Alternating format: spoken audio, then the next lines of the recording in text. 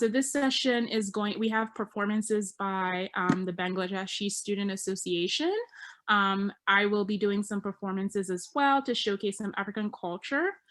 We also have the South Asian Medical Student Association that will be presenting some Indian culture. And then we have some of our UVA faculty members or team members who are gracefully joining us today. We'll have a banjo performance by John on the call. So we're so grateful to have you all here to teach us one or two things about this. And just to let you all know, before we see a performance, they'll tell us a little bit about the culture behind what they're going to be presenting. So first, and I think we're hopefully we have some more participants join us as we move along, but just be respectful of everyone's time. We're just going to get started. So first, we have Nusrat, who will be giving us the first performance from the Bangladeshi Student Association. Hello everyone, good evening and a very welcome from the Bangladeshi Students Association at UVA. So first of all, I would like to give a brief introduction to the geography of Bangladesh because I believe that's closely related to who we are like every other place, and that deeply affects our culture and the poet that we're going to celebrate today. So Bangladesh is a tiny little country east of India, situated on top of Bay of Bengal. It's by the shore of Bay of Bengal, and it's wrapped around by India on the east side. It's a really small country, and it's only 200 miles south of Mount Everest. Yet it's the flattest country possible on earth, with thousands of rivers. It's literally called the land of thousand rivers, and it's basically essentially a delta. So this delta is fed by the glacial water that comes from the Himalayas, and also because our Bay of Bengal is in our south and the Himalayas in our north, we also get like a really intense monsoon. The monsoon also feeds the river, it makes our land fertile, and it brings life and greenery. It also brings a lot of biodiversity. So until recently, Bangladesh was one of the most biodiverse places on earth. Unfortunately, it's all going away. So the river and monsoon and the rain, these are central to our life. These are central to our culture. And we are also part of the region Bengal, western part of which is the state of West Bengal in India, and as you can imagine, the eastern part of Bengal is Bangladesh. We split up in 1947, but we speak the same language, some 300 million people, and we also share the same culture. And today we are going to perform the music and poetry by Rabindranath Tagore. He is one of the most influential Bengali person, and he was the first Asian person to receive the Nobel Prize in 1913. And even after almost 100 years of his passing away, we still celebrate Rabindranath Tagore because he has a contribution in every parts of our literature and also a profound impact on our philosophical life. He captured the colors and the emotions associated with our nature, with every season, all types of subtleties. He also gave us a very really profound spiritual guidance on how to live life despite everything, how to find joy, beauty, and peace. So this is Tagore, and we will start our performance with one of his songs. So give me just couple of seconds to bring out the music.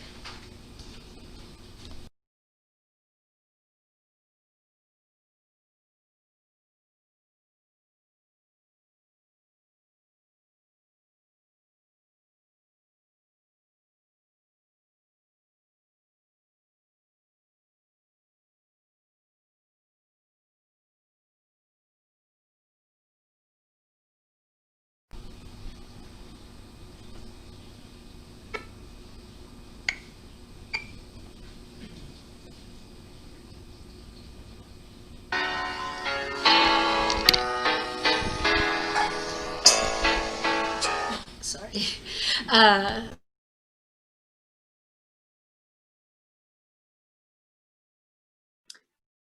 muted, Nusrat.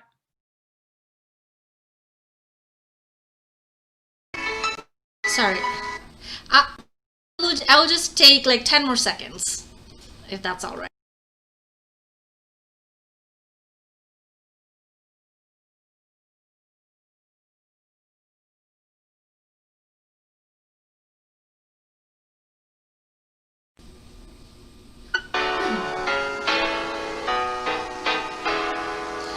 আকাশে ভরা সূর্য তারা বিশ্ব ভরা প্রাণ তাহারি মাঝখানে আমি পেয়েছি মোর স্থান বিস্ময়ে তাই জাগে আমার গান আকাশ ভরা।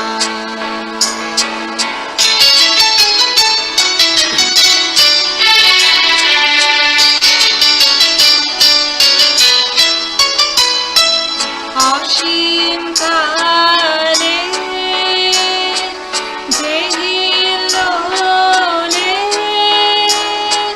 জোয়ার ভাটায় ভুবন দোলে অসীম কালে যে হিল্লোলে জোয়ার ভাটায় ভুবন দোলে নাহিতে মোর রক্ত ধারায় লেগেছে তার টান বিস্ময়ে তাই জাগে আমার গান আকাশ ভরা।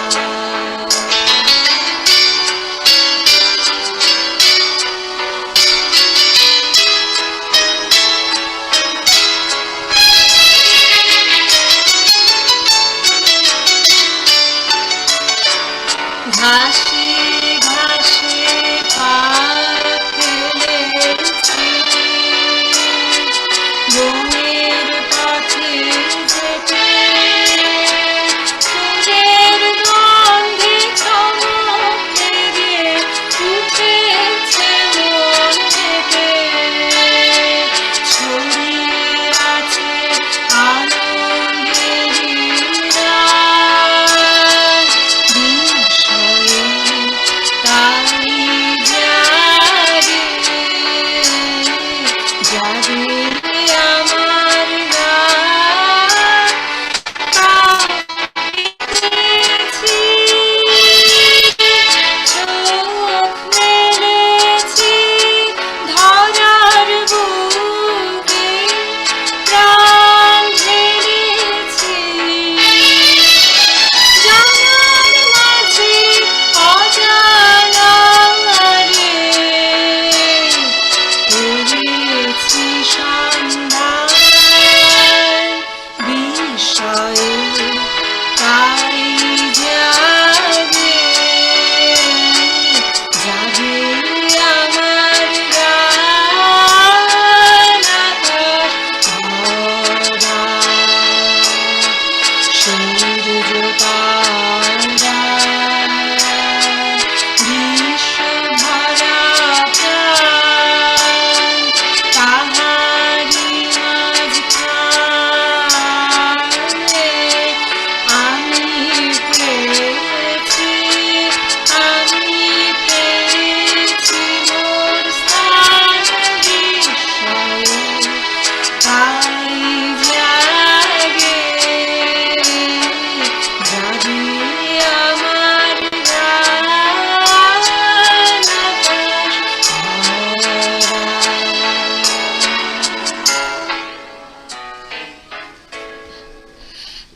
everyone.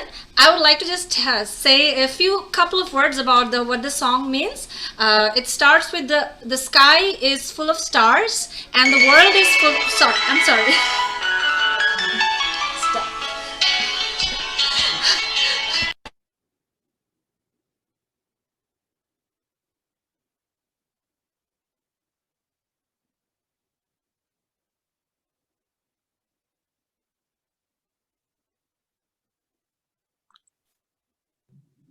Hi, Nusrat, you're on mute.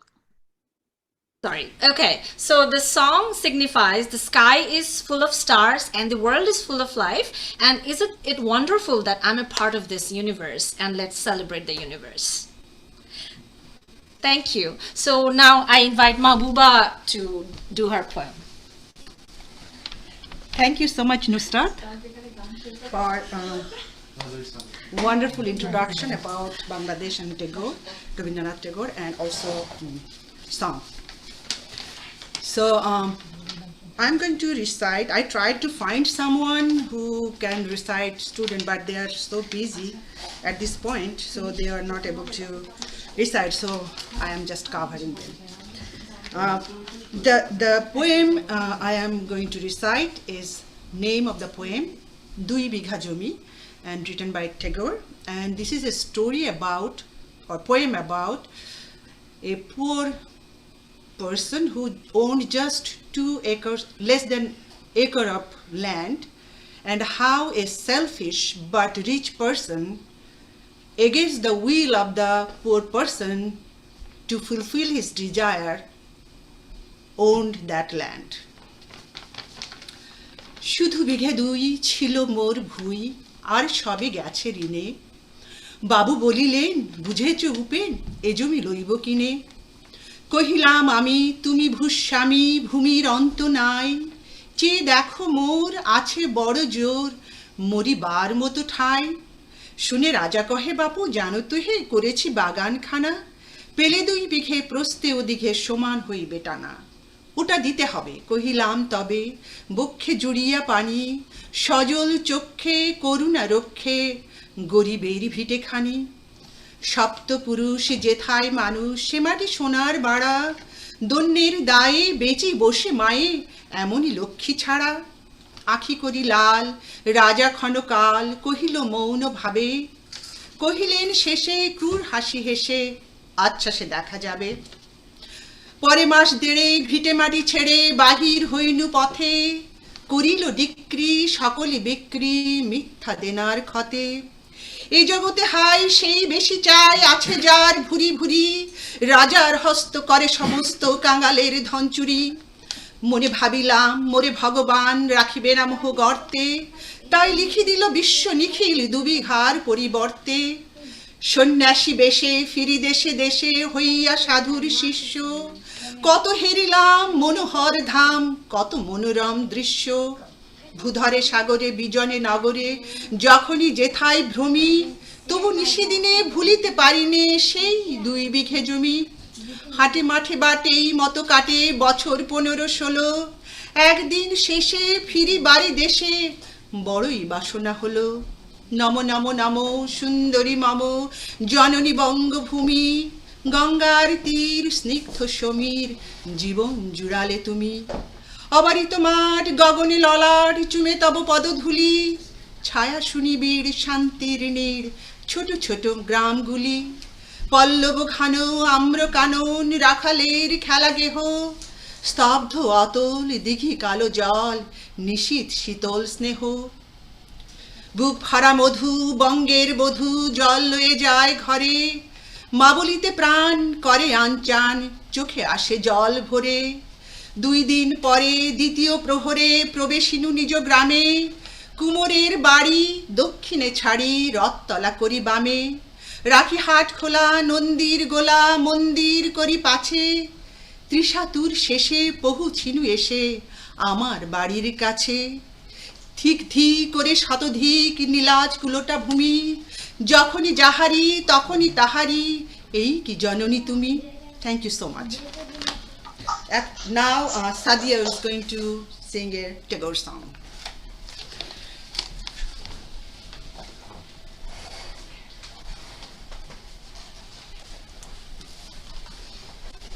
Hello everyone. Can you hear me? Take it off, sorry. Okay. Hi.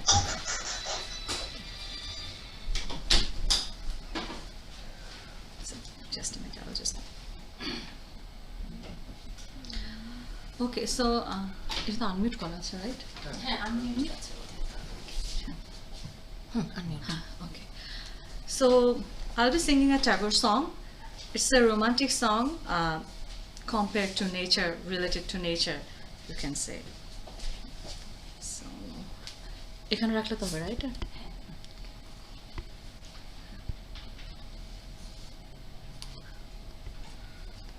I'll just use the music from my phone. Yeah.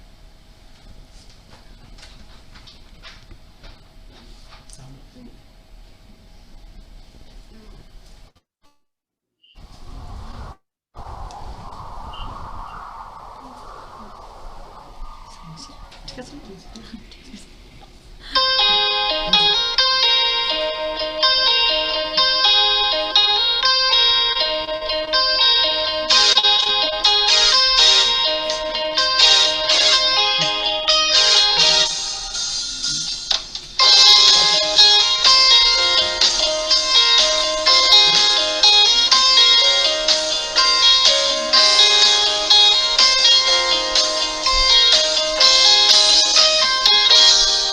তোমার খোলা হাওয়া লাগিয়ে পালে, তোমার খোলা হাওয়া লাগিয়ে পালে, তোমার খোলা হাওয়া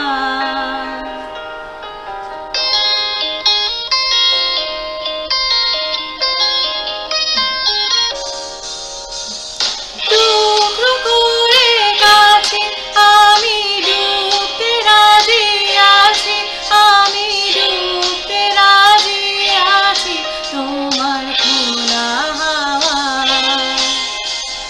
লাগিয়ে পালে, তোমার খোলা হাওয়া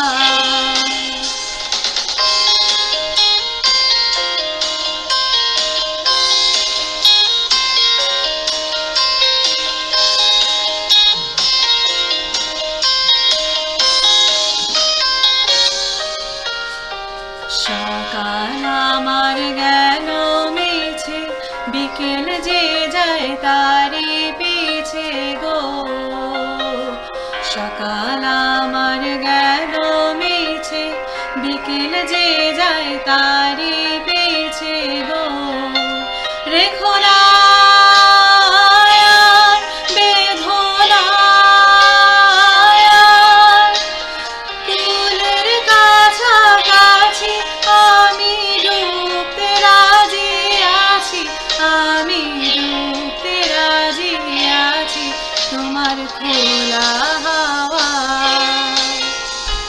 লাগিয়ে পালে, তোমার খোলা হাওয়া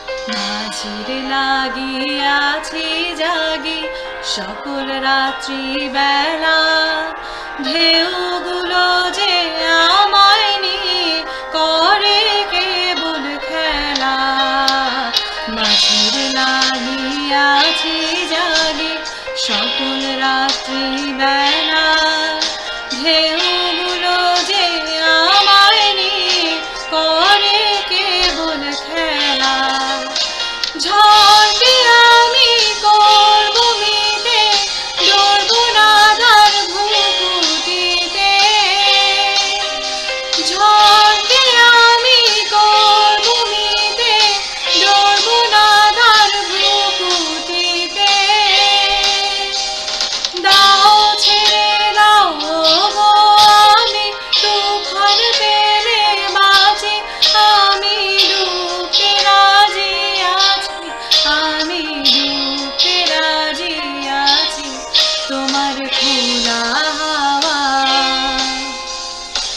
লাগিয়ে পালে তোমার খুনা হাওয়া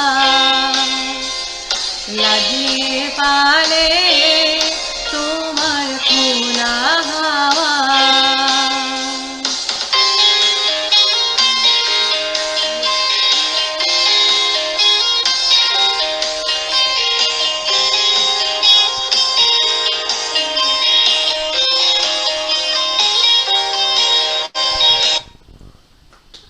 Thank you. So I'm done with this one, and I think with this our session ends. Yay! So thank you so much. Thank you so much the Bangladeshi Student Association. So now I'm going to be presenting some African music and African poetry, and I'm just going to go ahead and share my screen. 1 second.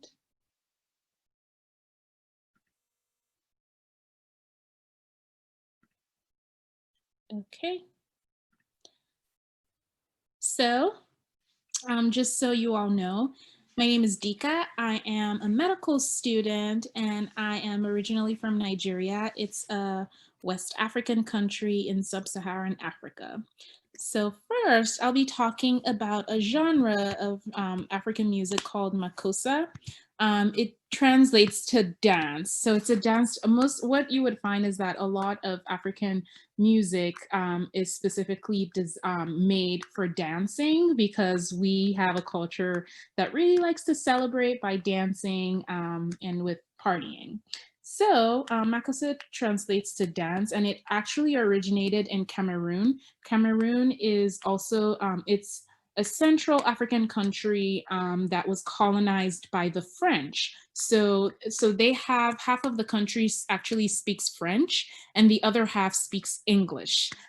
So makossa originated from the French speaking parts of Cameroon, specifically Douala.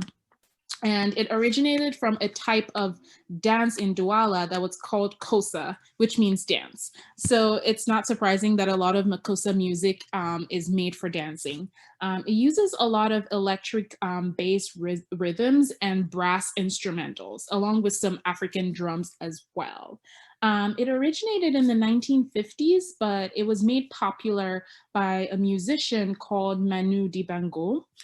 In the 60s and 70s. And since then, it's influenced other sub-Saharan African music styles. So there are variations of makossa that now exist in other countries. For example, in Ivory Coast or Côte d'Ivoire, there's a genre called soukous, which originated from makossa style. In the Democratic Republic of Congo, there is a genre called ndombolo that also originated from makossa. And in Nigeria and Ghana, there are Afrobeat musicians who also borrow from the styles of makossa. Even though it originated from Cameroon, I think the other genres that have been influenced or that originated from makossa have become a little bit more popular. So most of the artists that are now associated with makossa are actually not Cameroonian. A lot of them are either Ivorian or Congolese. So most of the famous artists are Awilo, a group called Magic System, Kofi Olumide, Fally Ipupa, and there's also been international influence of makossa. Like, I think we all know Michael Jackson's Want to Be Starting Something. That line that he said, or they say, Mama ko mama sama makossa, is actually referencing makossa style music and dance that makes people want to dance when they hear the tunes. So I will be playing, and I think my favorite thing about makossa style music is the change in rhythm. So there's never one type of rhythm throughout the song. There's always a part where it breaks down and changes. It could go from slow to slow, or from fast to slow, any which way. So I'm actually going to play a song by Awilo. He is, I think, I would say, one of the biggest artists when it comes to thinking about makossa and ndombolo style music. So I will play the song because it really showcases how the rhythm changes in a lot of Makossa songs. I think we get the point, because these songs usually go on for a long time. Some of them could be 6 minutes long, 8 minutes long, 20 minutes long. So typically start out slow sometimes, and then how it was towards the end where it picked up the pace is usually where people would start dancing. So that's a little bit about Makossa style music. So now I'll talk about some African poetry. And I'll be talking about a poem by a Nigerian, a renowned Nigerian poet and author. He has actually received Nobel Prizes, and he's very well known for his writing. But before I go into the poem, I'll talk about the topic of the poem. So don't be alarmed, but the theme is a little bit dark, but it helps, it explains something I think is interesting, especially as a medical student. So the title of the poem is Abiku, which is a word in Yoruba language. Yoruba is an indigenous Nigerian language. So the official language of Nigeria is English because we were colonized by the British, but we also have over 250 indigenous languages, and Yoruba is one of the main 3 languages that we speak in Nigeria, and is spoken in the southwest of the country. So Abiku translates to a wanderer child, and it means literally a child that was born to die.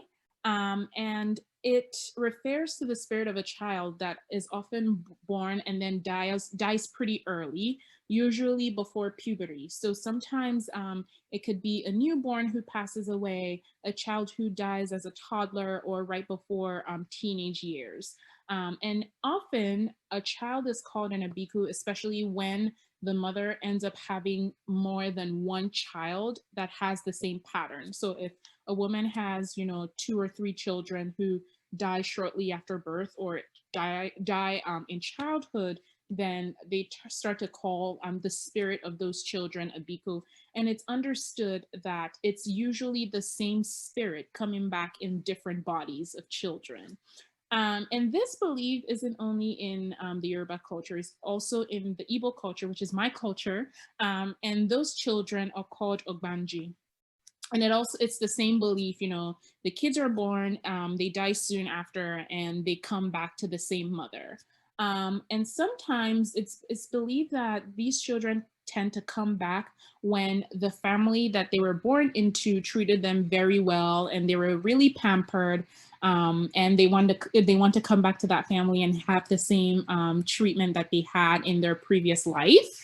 But it's also known that to prevent this from happening, to prevent the emotional trauma that's associated with having little kids dying multiple times to a woman, that sometimes when the child passes away, you can put like a mark on a part of the child's body to be able to identify the child in the future. And there are beliefs that sometimes when the next child is born, you can see some of those marks on the body. So I just think it's interesting because a lot of modern, the way that modern beliefs and cultures are now trying to explain this phenomenon, that it's actually related to the high rate of sickle cell anemia in sub-Saharan Africa. So it's not surprising that the same family, because they have the traits genetically, end up having multiple kids that die when they're young. So I just thought it was something interesting, a way that connects my culture to science and medical beliefs. So there are poets and writers that use this common theme in their poetry, in their books and things like that. Some of those authors are like Wole Soyinka, who I'll be reading his poem, Akweke Emezi, who's actually an Igbo author that she believes that she was born an Ogbanji because her mother had a lot of kids that passed away. And then Ayobami Adebayo as well, who has a book. He wrote a book about a woman who had several of these Abiku children. So This is the poem by Wale Soyinka, and I'll just read it. It's in English, but it during the in the poem you can see some of the themes like marking the child, coming back, and things like that. So it goes as this: In vain your bangles cast, charmed circles at my feet. I am a bhikkhu, calling for the first and repeated time. Must I weep for goats and cowries, for palm oil and sprinkled ask? Yams do not sprout amulets to earth a bhikkhu's limbs. So when the snail is burnt in his shell, wet the heated fragment, brand me, deeply on my breast. You must know him when a bhikkhu calls again. And this is relating to the marks that they sometimes give the kids. I am the squirrel teeth, cracked, the riddle at the palm.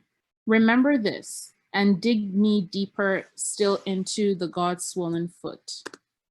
Once and the repeated time, ageless, though I puke, and when you pour libations, each finger points me near the way I came where. So this talks about how they come back usually to the same family. And the ground is wet with morning. Why dew suckles fresh birds? Evening befriends the spider, trapping flies in wine froth. Night, and a bhikkhu sucks the soil from lamps. Mothers, I'll be the suppliant snake coiled on the doorstep, yours the killing cry. And this is talking about how much sorrow sometimes it brings to the mothers when they keep passing away. The ripest fruit was saddest. Where I crept, the warmth was cawing. In silence of webs, a bhikkhu moons, shaping mounds from the yoke.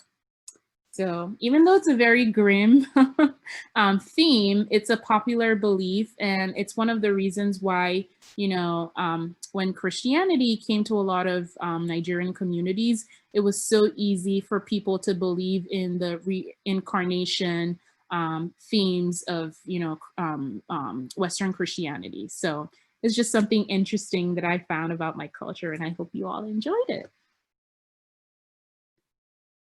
So now we'll move on to the South Asian Medical Student Association, represented by Amal and Riddhi, and they will be teaching us a little bit about Indian culture. Hi, everyone. My name is Amal, and then Riddhi is somewhere in these boxes along here. Okay, so we're just going to jump right into it, and the first piece that we want to share with you is a poem called Vande Mataram. It was written in 1870 by Bankim Chandra Chatterjee, who was a Bengali poet, and it was included in his 1882 novel Anandamath. So we're going to take a listen. It's been sort of transformed from poem to song. So we're going to play it in the song form for you. A little bit about the poem. Vande Mataram means I bow to thee, mother. And in the later verses, the mother goddess is interpreted to be Banga Mata, or Mother Bengal, and Bharat Mata, or Mother India. So Bengal was part of India, and later in the 1970s, the east part of the region was partitioned to form the country of Bangladesh. And in 1905, this poem became a very popular marching song for political activism in the Indian independence movement from the British. The song and the novel that it came from was banned by the British government, but workers and the general public defied the ban, and because of that, many went to colonial prisons repeatedly for singing it. One notable story is of a woman named Matanjani Hazra, and she was leading a crowd of protesters, most of whom were women, with the intent of peacefully occupying a police station. But as the police approached, she appealed that they not shoot at the peaceful crowd, but she was shot once. She continued to march forward, and as she was shot 3 more times, she continued to chant Vande Mataram. And then in 1947, when India gained her independence from the British rule, the ban on this poem, Vande Mataram, was overturned.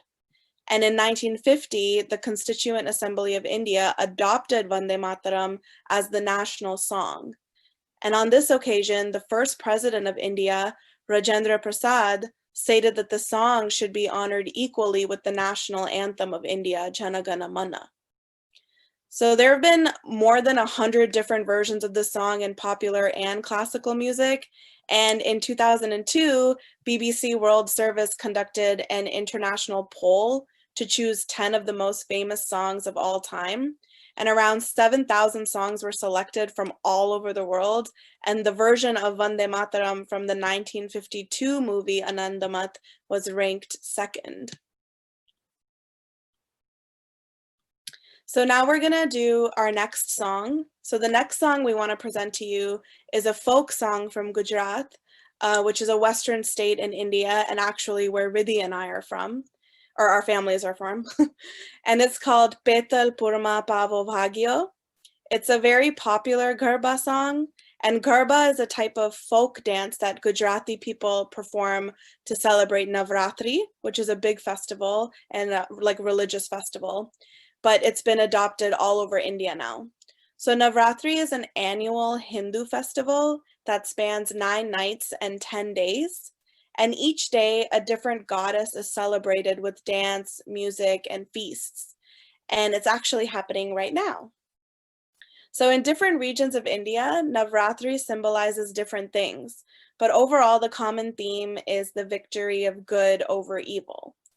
So first we'll show you the traditional song being danced to at a Navratri festival.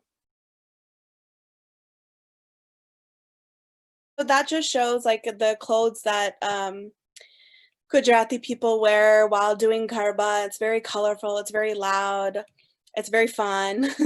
And so this song is about Betalpur, which is a holy place in India, and the love and devotion the people have for their town and their goddesses.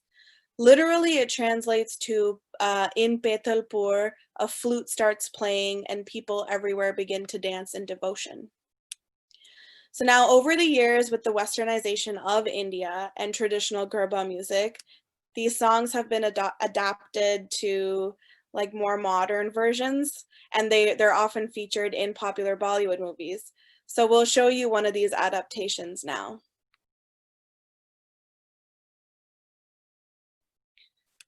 So over time, like the lyrics have changed, they've added some rap to it, they add some English to it, and this song is actually a lot more scandalous than the original religious, devotional, traditional version.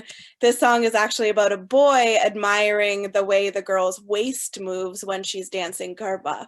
So quite a bit of a change, but the traditional rhythm and melody is still the same. And so as much as Indian culture, music has stuck around, it's still being heavily influenced by Western culture. And with that, I will pass it on to Mr. John Alexander for the banjo. Thank you.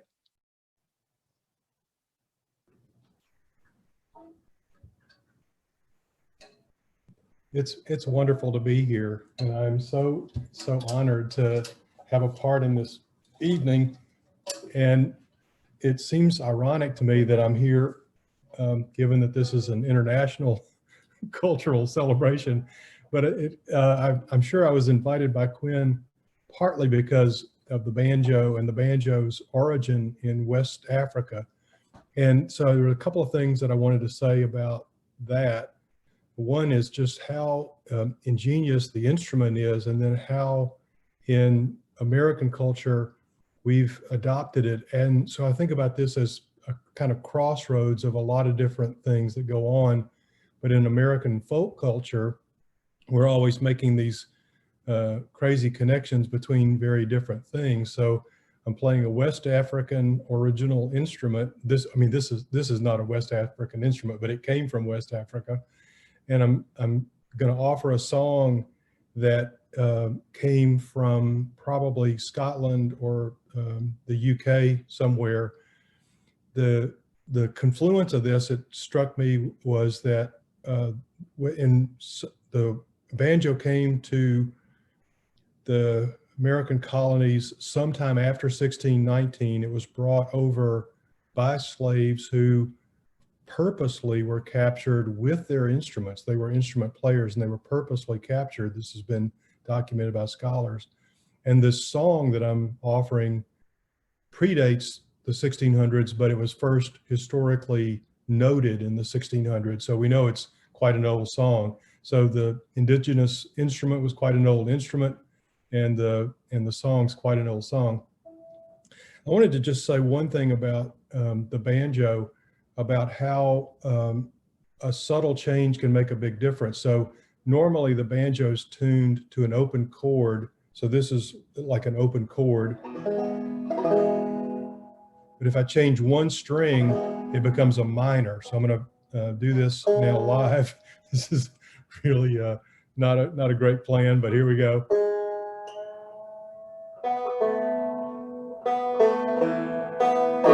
So now we're in a minor chord. So this is going to have a very minor feel, this song.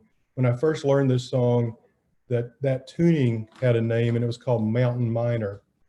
So I'm going to have a technical assistance here, so you might be able to see the banjo. I'm just worried if we get too far away from the mic, you may not be able to hear. But so here's the banjo.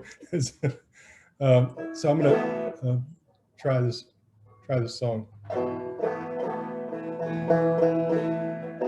This song is called Shady Grove. It dates from the 1600s, and at some point in around 1960, it was rediscovered, and the folk practice of it was originally something called Matty Groves. We don't know why it then became Shady Grove, but it's that's the folk process. So there's the way it goes.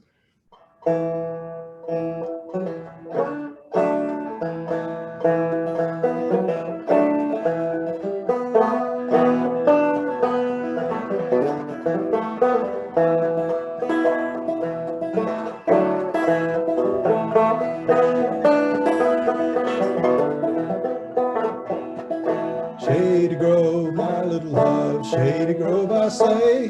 Shady Grove, my little love, I'm bound to go away.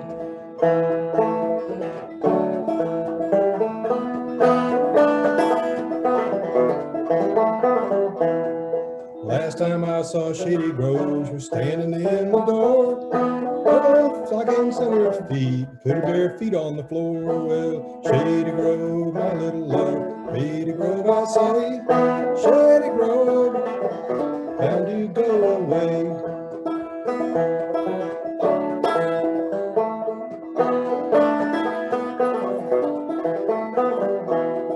Wish I had a big fine horse, corn to feed him on.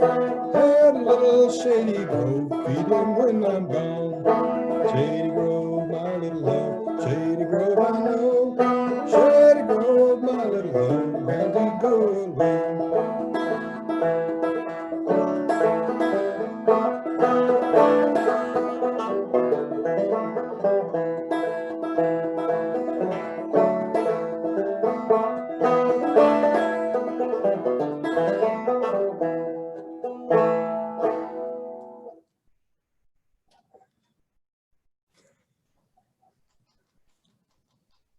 Thank you.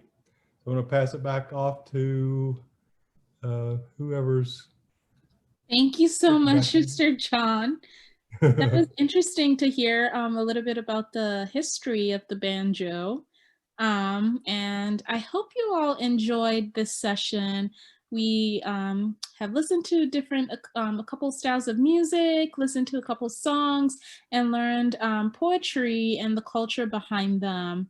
And I had fun. I just want to say another thanks to all our participating performers. Thank you for taking the time out today to share your culture with us.